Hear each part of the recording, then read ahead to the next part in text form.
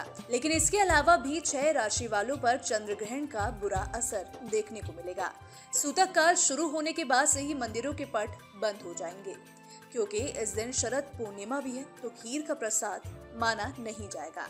उस समय चंद्र ग्रहण है तो उसकी रोशनी में खीर नहीं रखी जाएगी।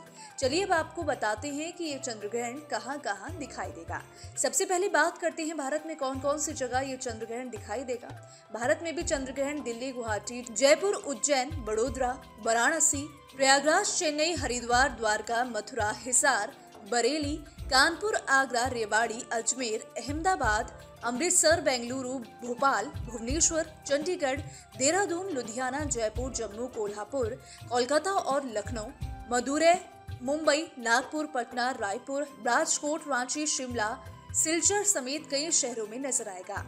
आंशिक चंद्र ग्रहण आधी रात के आसपास भारत के सभी स्थानों पर दिखाई देगा। सभी जगहों पर लगभग एक ही समय पर दिखाई देने का अनुमान है।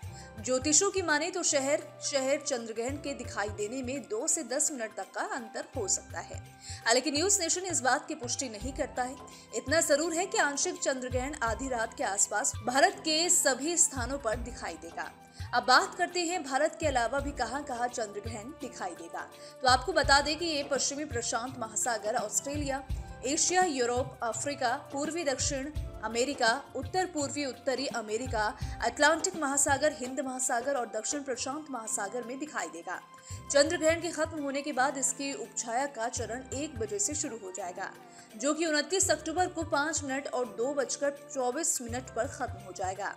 आपने वीडियो में खंडग्रास चंद्र ग्रहण का जिक्र सुना होगा। इस पर यह जान लेना जरूरी है कि चंद्र ग्रहण 2 तरह के होते हैं, खग्रास और खंडग्रास।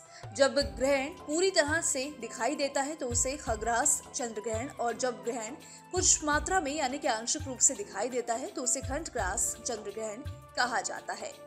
वेदों और पुराणों की माने तो शरद पूर्णिमा की रात अमृत की बरसात होती है, इसीलिए इस दिन खुले आसमान के नीचे खीर रखने की मान्यता है। लेकिन क्योंकि शरद पूर्णिमा पर केतु के चलते चंद्र ग्रहण लग रहा है, तो ऐसे में आप खीर को बाहर ना रखें। अब आपको बताते हैं कि जिस समय ग्रहण लग रहा है उस समय आपको क्या क्या नहीं करना चाहिए।